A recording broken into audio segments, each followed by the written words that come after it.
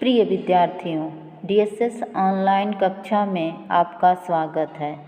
मैं आपकी हिंदी अध्यापिका सरता सिंह एक बार फिर आप लोगों को हिंदी वसंत भाग 2 के पाठ 13 एक तिनका कविता के बारे में बताऊंगी।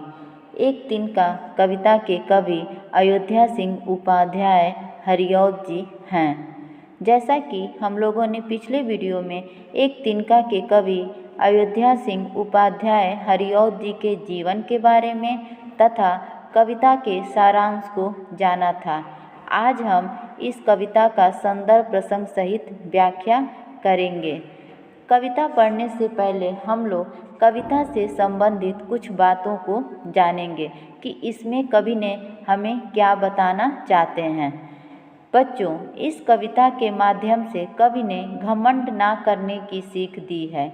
कई बार छोटी सी तुच्छ चीज़ भी मनुष्य के बड़े से बड़े घमंड को तोड़कर रख देती है।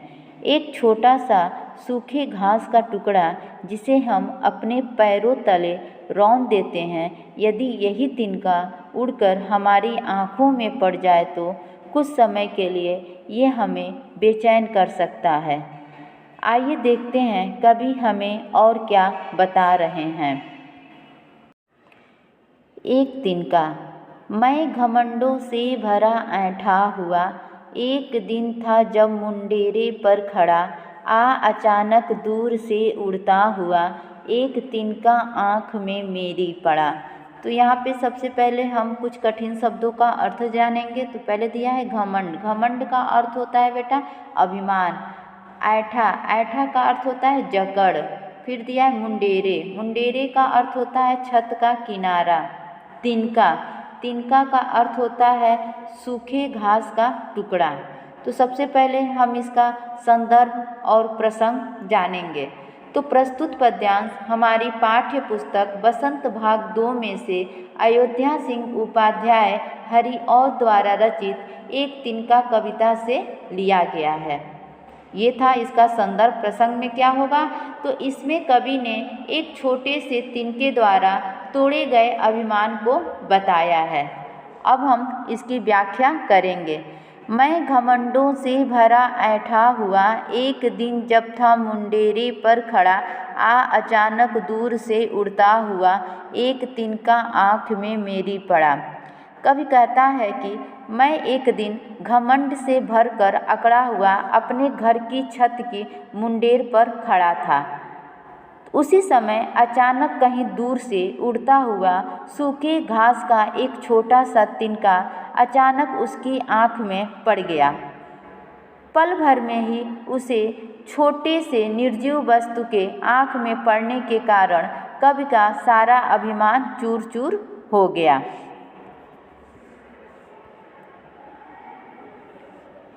मैं झिझक उठा हुआ बेचैन सा, लाल होकर आँख भी दुखने लगी, मूठ देने लोग कपड़े की लगे, ऐंठ बेचारी दबे पाँव भगी।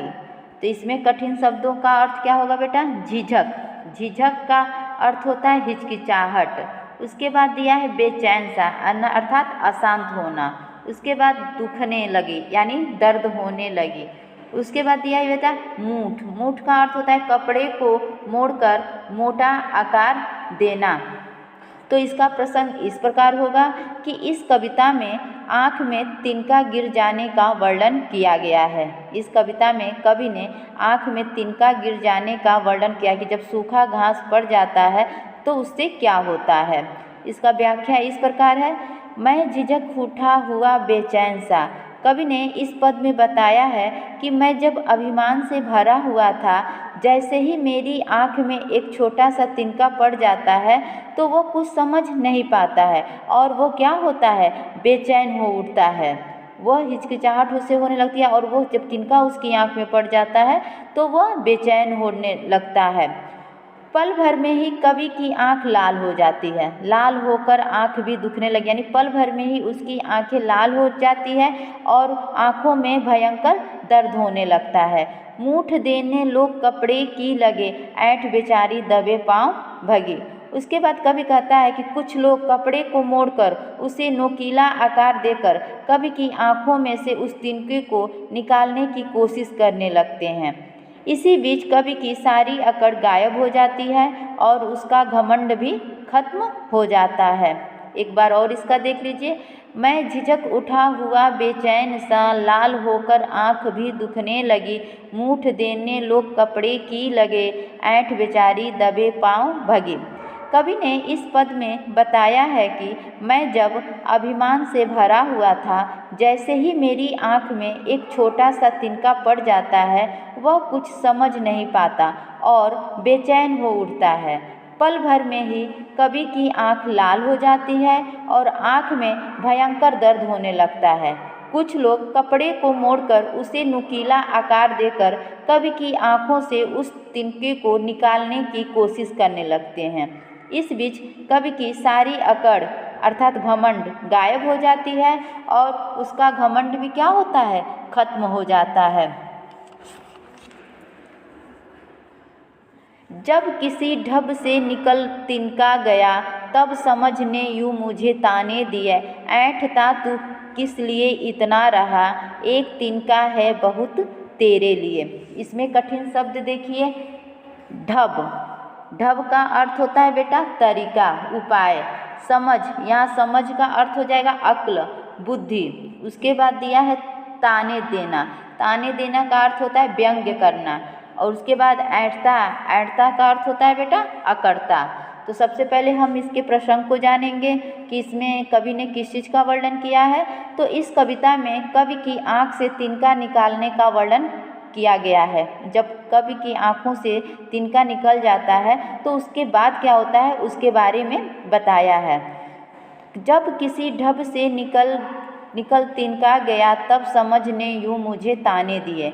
कवि की आँख से लोगों ने किसी प्रकार तिनका तो निकाल दिया था। कवि की बुद्धि ने अर्थात उसकी अक्ल ने उसे ताना दिया कि तू इतना घमंड क्यों करता है, तूने देखा कि एक छोटे से तिनके ने ही तेरा घमंड किस प्रकार तोड़ दिया। अर्थात एक तिनका ही तेरे घमंड तोड़ने के लिए बहुत है। एक बार और देख लीजिए। जब किसी ढब से निकल तिनका गया, तब समझ ने यूँ मुझे ताने दिए, ऐंठता तू किस लिए इतना रहा, एक तिनका है बहुत तेरे लिए। कवि की आँख से लोगों ने किसी प्रकार जब तिनका को निकाल देते हैं तो कवि की जो अक्ल अर्थात बुद्धि उसे ताना देती है कि तू इतना घमंड क्यों करता है, तूने देखा नहीं कि एक छोटे से तिनके ने ही तेरे घमंड को किस प्रकार तोड़ दिया। अर्थात एक तिनका ही तेरे घमंड को तोड़ने के लिए बहुत है। तो ये था अयोध्या सिंह उपाध्याय हरिऔध द्वारा रचित एक तिनका कविता के बारे में। उम्मीद है कि आप लोगों को सब समझ में आया होगा। धन्यवाद।